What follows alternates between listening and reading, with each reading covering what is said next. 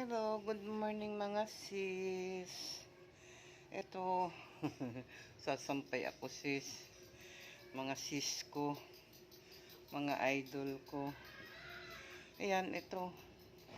Diyos ko, kagabi, inatake na naman ako ng ng aking, ano ba yun? Namimitig yung paa ko, nagka-cramp. Cramp man tawag na, tawag. Ang sakit. Nagsisisigaw na naman ako kagabi. Ang hirap.